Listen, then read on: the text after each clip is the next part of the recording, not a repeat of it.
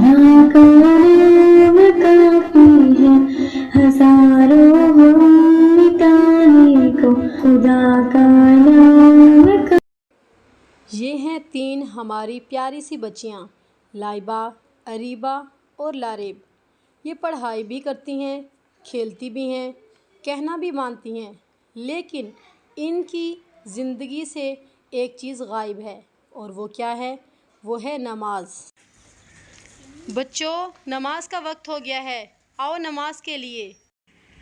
نہیں، پہلے میں سائیکل چلاؤں گی بہت سارا، پھر میں نماز پڑھوں گی۔ پہلے تو میں بہت سارا کھیلوں گی۔ امی نے کہا تھا نماز بہت ضروری ہے، پہلے تو ہم کھیل لیتے ہیں، بہت مزہ آ رہا ہے۔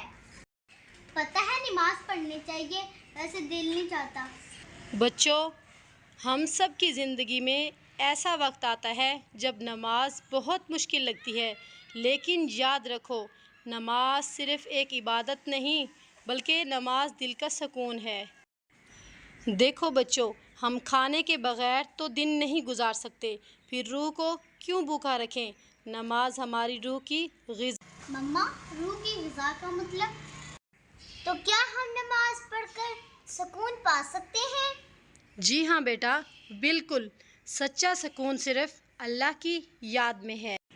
پیارے بچوں، اللہ تعالیٰ قرآن میں فرماتے ہیں، بے شک نماز مومنوں پر وقت پر فرض کی گئی ہے۔ مما، پھر تو ہمیں نماز چھوڑنی ہی نہیں چاہیے۔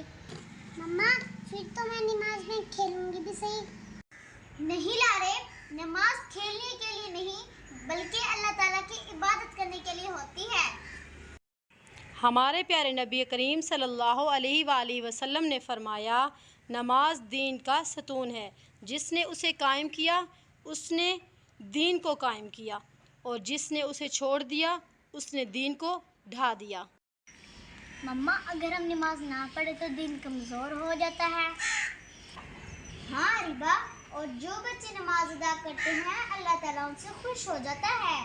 پھر تو ہمیں فوراً نماز پڑھنی چاہیے۔ یہ لمحہ ان کی زندگی کا ایک نیا آغاز تھا۔